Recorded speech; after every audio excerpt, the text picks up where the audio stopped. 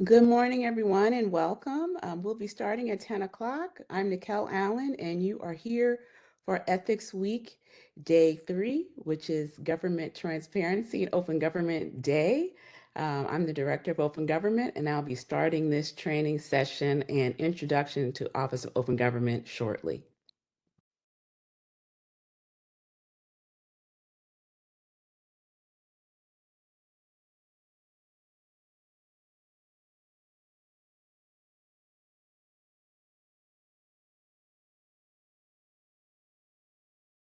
Hey, good morning.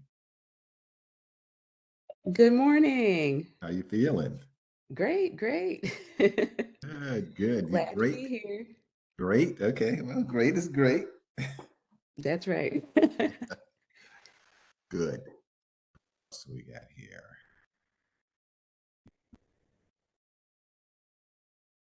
somebody else. Oh, quite a few people on here. 21 participants. Okay. All Yeah, right. Well, we'll get started when we get to our critical mass, and hopefully we'll be starting promptly at 10. So again, thank you all for joining us for our Ethics Week Day 3.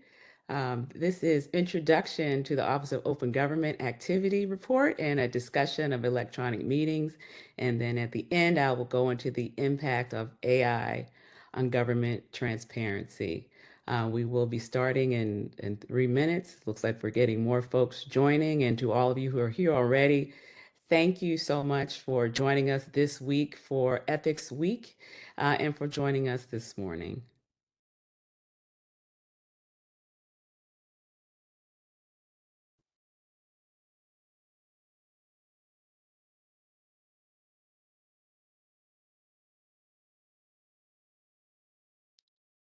And you just saw on camera our Chief Counsel, Louis Neal, and we're glad that he's with us today, as well as members of the BEGA team. And thank you all for your support this week and for all of your great presentations. We look forward to the remaining 2 days of Ethics Week.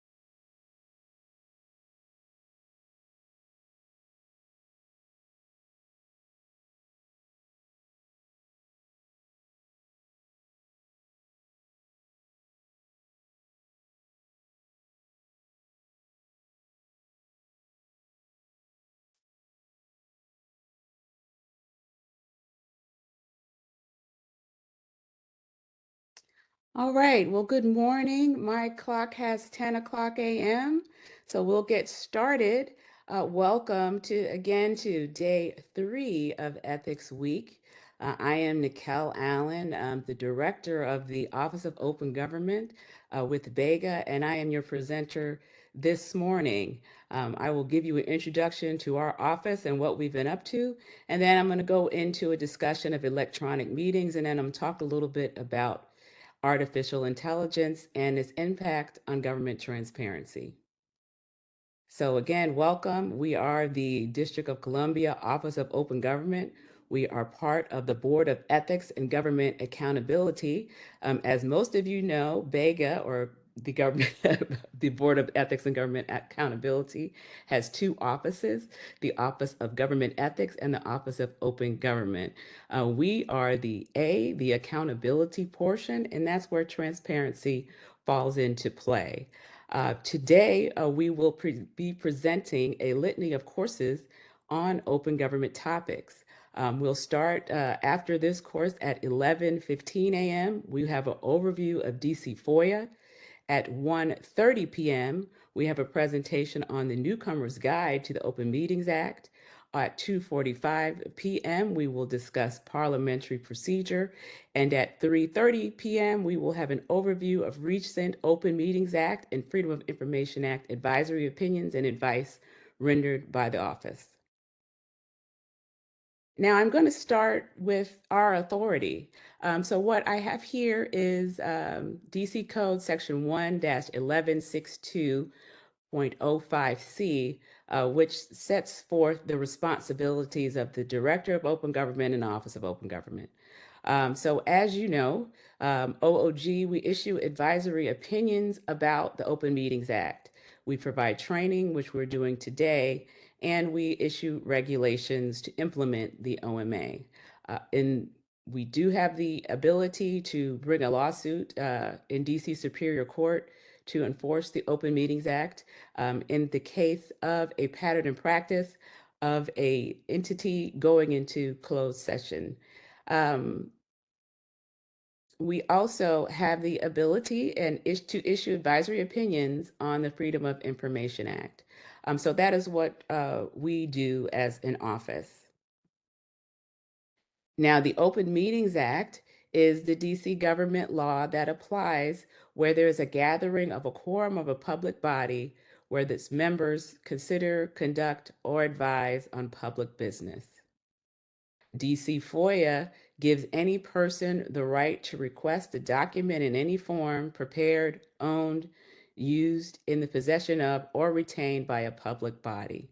So these are the two laws that you're going to be hearing about today, and the transparency laws concerning open government. Now, with respect to OOG's activity in the past fiscal year, the things that we have done, we issued a best practice report. The board did, the BEGA board that discusses open government issues. We offered trainings. We published newsletters, provide legal updates and advice. We issued advisory opinions, and we also monitored legislation and litigation. In FY 2024, we rendered what we term as unofficial advice, which is by email, telephone, or teleconference. We issued 57 instances of Open Meetings Act advice and 52 instances of FOIA advice. Our staff members, our paralegal, as well as our attorneys, attend meetings to look for Open Meetings Act compliance. Last fiscal year, we attended 269 meetings and we issued 29 instances of corrective measures. So what that means is at those meetings, we have our attorneys render advice on the spot about how to come into compliance. With respect to training, we had 13 live FOIA trainings and 12 live Open Meetings Act trainings in fiscal year 2024. For litigation, we reported on 9 different FOIA cases and monitored those cases which are all DC cases. And we looked at one open meetings case, which was related to the US Congress and their meetings. We also tracked the legislation. There were 4 bills that were before the DC Council this past fiscal year regarding the Freedom of Information Act and 1 bill regarding the Open Meetings Act. Now, the best practices report provided information and recommendation on electronic communications. We look to advocate for a uniform retention policy concerning emails. We looked to recommend that text messages were specifically included as electronic records. We discussed Open Meetings Act enforcement across the United States and what type of fines were available in other jurisdictions. We also recommended that the Mayor's Office of Legal Counsel have more time to review FOIA appeals due to the backlog that they're experiencing. And we looked at neighboring jurisdictions and what they were able to do in those instances as far as time. We recommended that DC adopt a privacy framework because we do not have a comprehensive privacy law like they do on the federal government side. We also recommended that the advisory neighborhood commissioners come under the Open Meetings Act. And we again recommended that Open Meetings Act is adjusted to make sure we are allowed to continue to have virtual meetings.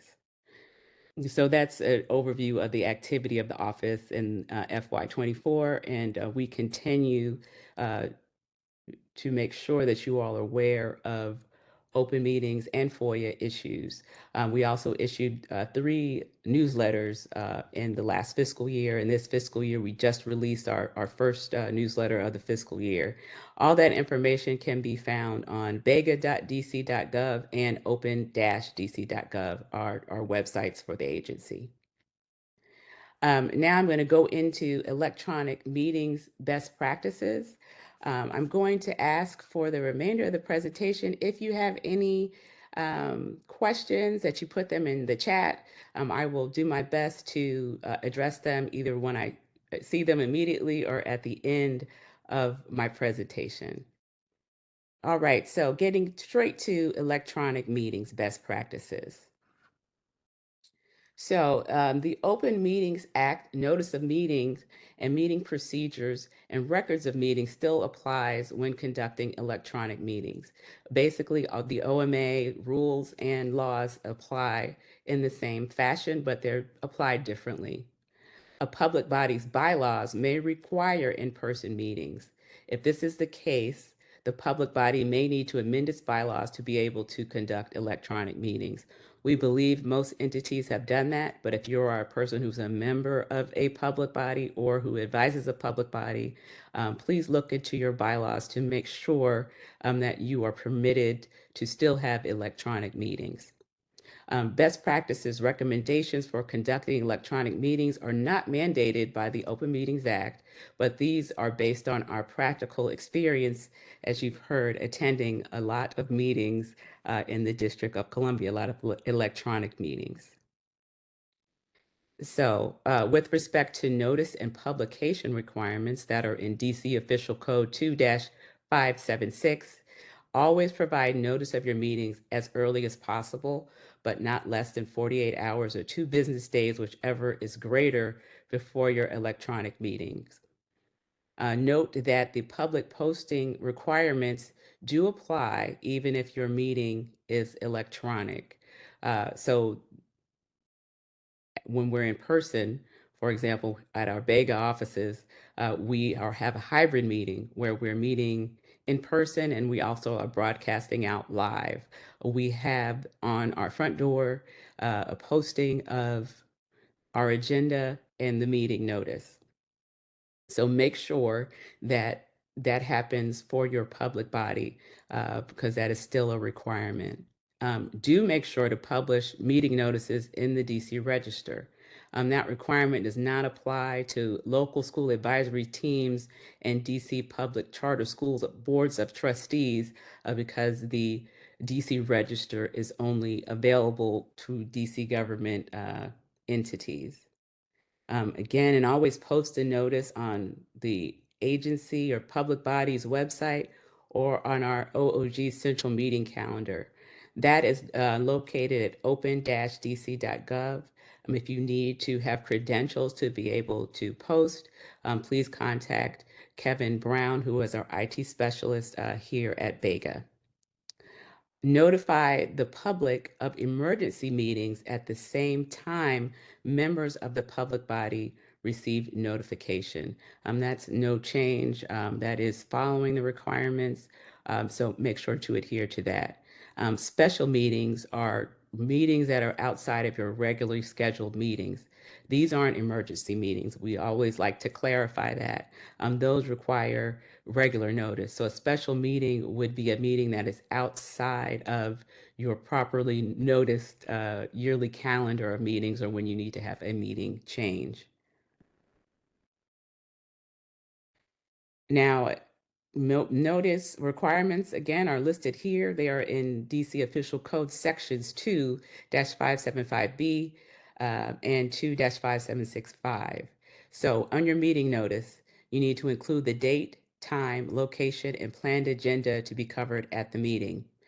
In the draft and final meeting agendas, let the public know about the Office of Open Government and that your meetings are governed by the Open Meetings Act. So you do that by including this statement.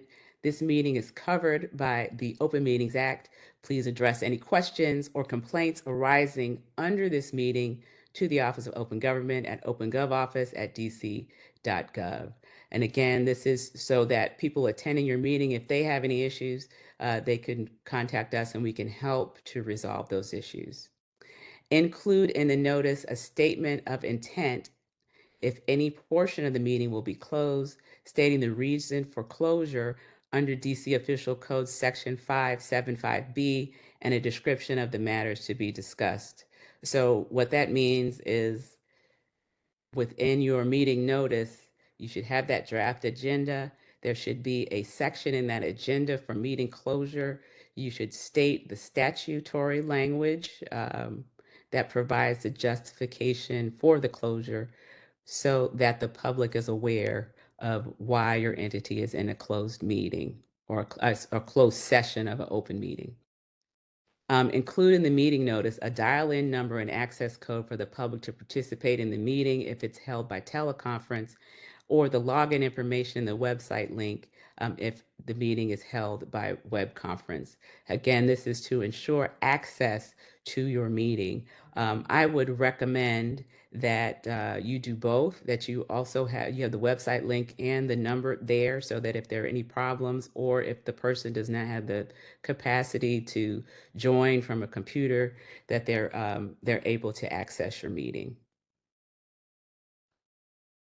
Now, electronic meeting requirements in the DC code, these were there pre-pandemic. As you all may know, the open meetings laws changed several times during the pandemic and have now come to a place where we're moving to general operations. But these are the traditional electronic meetings requirements that are in the DC code. So first, if you have an electronic meeting, you must make reasonable arrangements to accommodate the public's right to attend the meeting. Take steps reasonably calculated to allow the public to view or hear the meeting while the meeting is taking place, or if not technologically feasible, as soon thereafter as reasonably practicable. So what this means is, A, as we always say, please record your meeting so that the public will be able to view the meeting during or after the meeting has occurred. So by doing the meeting recording, you have made that accommodation for the public to attend. Take all votes by roll call. The electronic meeting requirements do this, but not do this. They require this. This is what the law says. Take a roll call vote. But when we look at recordings, we just need to make sure that we know how people voted, who voted, and the results of the vote. Open an emergency electronic meeting with the presiding officer explaining the subject of meeting, the nature of the emergency, and how public notice was required. This is required in electronic meetings. It's also required if it's in person. So if it's an emergency, again, you need to have the presiding officer, the board chair, for example, say why you're having this emergency meeting, the nature of the emergency meeting, and how you let the public know about it. And again, even though you're in a hybrid or fully electronic environment, the Open Meetings Act provisions still apply. Now, I'm going to go over some best practices based on our attendance of meetings, and this should help you if instances arise that are out of the ordinary, so to speak. So joining the electronic meeting. Public body members, agency participants, and members of the public providing comments should sign into the meeting using a name clearly identifying the person. If the person is unable to do so, they may be directed to provide their name in the meeting chat. Now, this is people who are participating in meeting in contrast to someone who is just observing the meeting.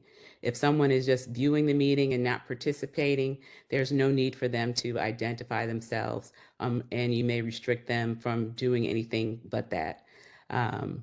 Now back to meeting participants. If a participant, someone who is actually taking a role in the meeting, if they're joining by telephone, you should have that person verbally announce their presence and audibly state the telephone number they're using to dial in for the purposes of identifying the person who is playing a role in the meeting.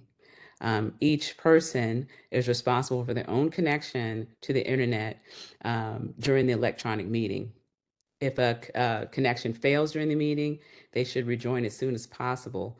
But we recommend, especially for board members, so you won't have any quorum problems, that if they cannot join by the internet, that they join by telephone. Again, getting back into this quorum and internet connection. So your action won't be invalidated solely because of the loss of poor quality of an individual member of the public body's connection. If a loss of connection prevented them from participating in the meeting and there was a quorum of the bodies present, then there's no impact on the meeting. If the public body members' lack of connection to the meeting or inability to get on the phone results in a loss of quorum to conduct business, the meeting should pause and the public body should refrain from discussing government business until the connection is reestablished or you can get the public body member whose presence is required for quorum back on the phone. If you cannot reestablish the connection and get a quorum after a reasonable time, you should adjourn the meeting because there won't be a quorum of the public body present to be able to conduct business due to the loss of connection. Now I'm going to talk about the use of icons and other features that are present in Zoom, WebEx, and other technologies that you might use to host a meeting. So to seek recognition, a public body member may cause the hand icon to be raised or unmute their connection and seek recognition from the chair of the public body. To vote, you may also have the public body member use the hand icon feature if someone else is verbally tallying the vote for the record. They could say these members, I have Dewey, Howe, and Cheatham, which is our favorite law firm, have their hand icons raised and vote yes, for example. Use the chat feature of a virtual meeting by public body members to conduct government business could create a government record or electronic record that has to be maintained as part of the meeting records. Reading or dictating the public body's members' use of the chat feature into the meeting recording is sufficient to preserve the chat in the meeting record. So we do not recommend that public body members use the chat feature for government business, again, just because you are creating a record. So it's better to just do everything kind of live and on the air, so to speak. Now I'm going to talk about meeting security, background noise, Zoom bombing, quote unquote, and other issues. So participants' behavior during the meeting. The public body's chair may direct the muting or temporary disconnection of any participant's connection if it's causing undue interference with the electronic meeting. So we've all experienced this in meetings. You might hear some background chat or some noise. In that case, the public body chair or the IT specialist can mute that person, and if they're actually being disruptive, can remove that connection from the meeting. All participants, you should say this at the beginning of your meeting, especially if it's not like this is a webinar, but if it's an actual meeting, say that the participants must mute their microphone when they're not speaking. This reduces background noise and interference with the primary speakers in the meeting. So the public body chair will determine whether participants are required to keep their video camera on or off, subject to technical capability. We recommend that if you're presenting or you're a member of a board of commission, that you keep your camera on to secure your virtual presence during the meeting. Zoom bombing is something that unfortunately happens. This is a disruptive, unwanted intrusion into electronic meeting, and its sole purpose is disrupting the meeting. The disruptive activity caused by internet trolls or people with nefarious intentions occurs when the meeting is held on tele or web conference and is hijacked. Um, and their intent is to interrupt the meeting with disruptive noises or insert material into a meeting that is lewd, obscene, or racist. Unfortunately, this is a reality that has been happening more frequent with government. So be mindful of the possibility and make sure that you have a person assigned, usually an IT specialist or some other person with a technical background who can manage this issue during the meeting. Um, so the remedy is to eject or mute the offending party, and if the person continues to rejoin the meeting and continue to disrupt, you may just want to shut down the meeting in its entirely and come back online on a different connection or using the same connection. We recommend, again, that the meeting continue or resume or a new teleconferencing line or web conferencing line if possible. If the publicly noticed meeting link is hijacked and must be shut down. Make sure that the meeting is recorded and provided as soon as possible for public viewing. In the case of a Zoom bombing incident, the meeting recording that you decide to publish may be edited to remove the offensive conduct, or the materials meant to disrupt the meeting can be excluded from the meeting recording that you publish. You should retain a full copy of the video um, and provide it to your general counsel or law enforcement for further action or investigation of the incident. If the meeting was disrupted to the point where the video or meeting recording cannot be published, you should post the meeting minutes instead. And for Lisa, thank you. Yes, all of the presentations from Ethics Week will be available, I believe, next week after the presentations have concluded. So yes, you will receive a copy of this presentation. So now I'm going to go into artificial intelligence briefly, because this is now something, a reality that we are all going to have to deal with sooner or later within the government. But I'm specifically going to discuss its impact on government transparency. So what is artificial intelligence? Artificial intelligence is a set of technologies that enables machines to mimic human intelligence and perform tasks that typically require human intelligence. It uses algorithms, data, and computational power to simulate human intelligence. And by leveraging AI technologies, computers can undergo training to perform particular tasks through the analysis of extensive data sets and identification of patterns within the data. So that's kind of where our interest lies as open government professionals, is in this actual data, how it's used, is the privacy of the source maintained. These are the type of things that we look at with AI as professionals in the open government space. So how does it work? AI works by simulating human intelligence through the use of algorithms, data, and computational power. The goal is to enable machines or software to perform tasks that typically require human intelligence, such as learning, reasoning, problem solving, perception, and language understanding. The type of subsets or subfield within AI are machine learning, and that focuses on the development of algorithms and statistical models that enable computer systems to perform tasks without explicit programming. The goal of machine learning is to allow machines to learn patterns and make decisions based on data. Neural networks. This subset focuses on AI models that are inspired by the structure of the human brain. These networks consist of layers of interconnected nodes, each layer contributing to the model's ability to understand increasingly complex features in the data. Deep learning is also a class of neural networks with multiple layers. Deep learning has been particularly successful in tasks like image recognition, natural language processing, and playing strategic games. Natural language processing, this subset focuses on enabling machines to understand, interpret, and generate human language. This subset is crucial for applications like chatbots, language translation, sentiment analysis, and voice recognition.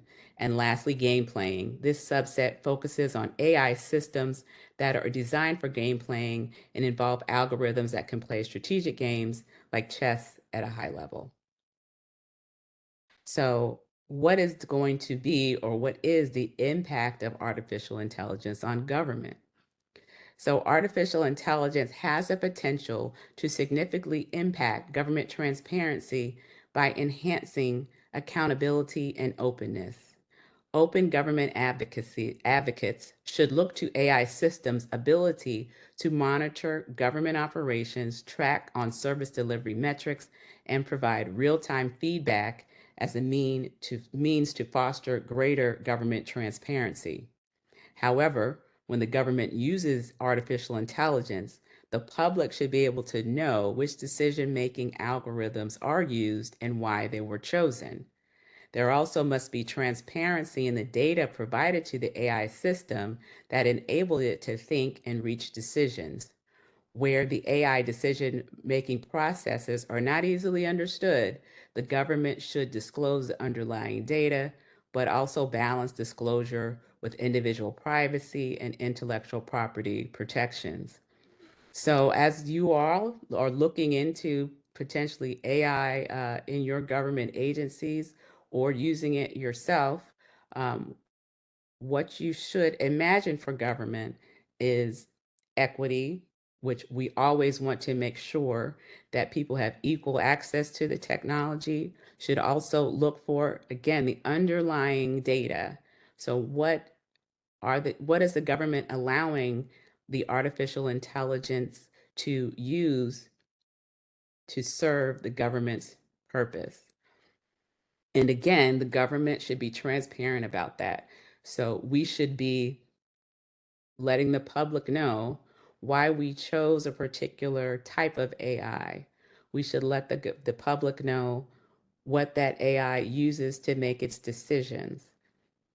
Again, if we have an eye towards transparency, I think moving into this new technology um, will be beneficial uh, to government operations, again, because it will take hopefully, the human and bias factor out of government operations and make all of our jobs easier at its best.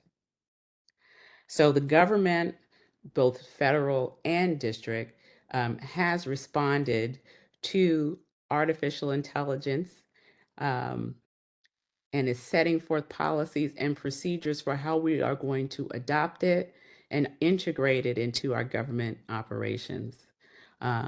With respect to the federal government, President Biden issued a presidential order on artificial intelligence. Um, NIST has promulgated standards on its use as well. Locally, Mayor Bowser issued an order on AI, and that order created a task force and a board that will work on AI issues. And the Office of Chief Technology Officer has promulgated an AI deployment policy. So, more to the executive order. We're going to look on the federal side. And again, this presentation will be available to you so you can use the links that are embedded therein to see this information for yourself. So, President Biden issued an order on safe and secure development. Um, sorry, I can't see it. Oh, sorry. Let me go back. Hopefully, I can go back. On the development of artificial intelligence, and the order set forth a framework for the safe deployment of AI in the U.S. it directed federal agencies to take action to address the safety of AI and security risk associated with the technology. Within the federal government, some of you may be familiar with it if you've looked at the Office of Chief Technology Officer's policies in general, because they fall in line with the National Institutes of Standard and Technology, NIST, which is located in the Department of Commerce.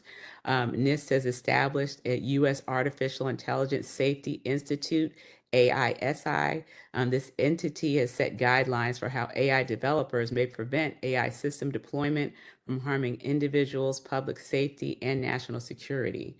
NIST also published frameworks for managing generative AI risk and securely developing AI systems.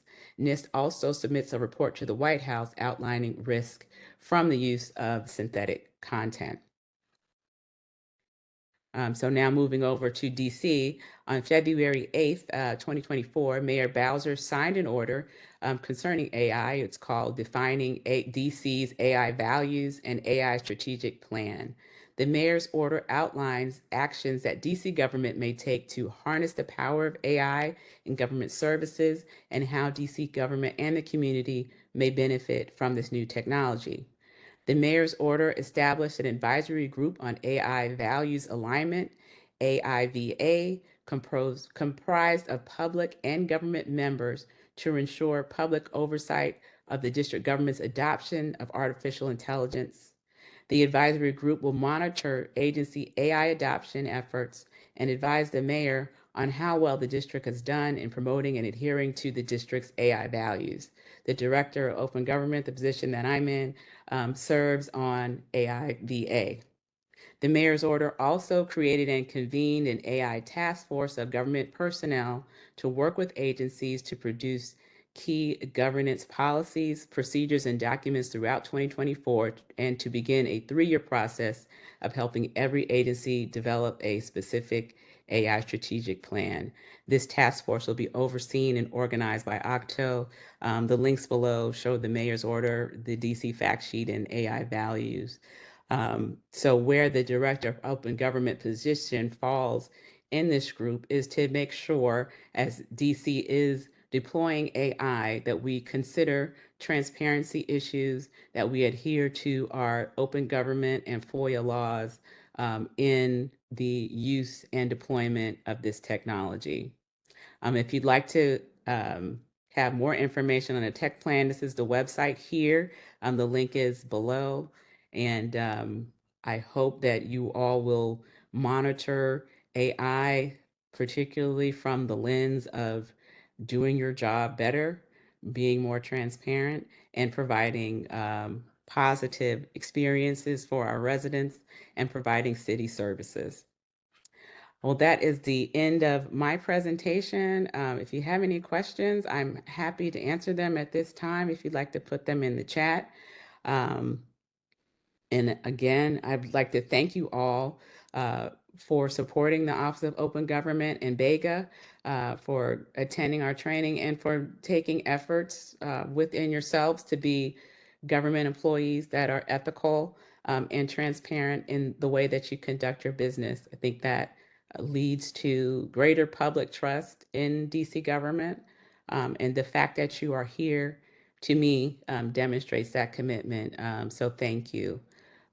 All of our presentations will be available, as I said before, at the end of our programming this week. Asia Stewart Mitchell is the chair of Ethics Week. If you have any questions about getting legal service credits, please send her an email, or have any questions in general, you feel free to reach out to any of us. So, all right, I don't see any questions coming up in the chat. So again, thank you so very much for being here today. If you need any information regarding open government, contact us at opengovoffice@dc.gov with training or to request additional information.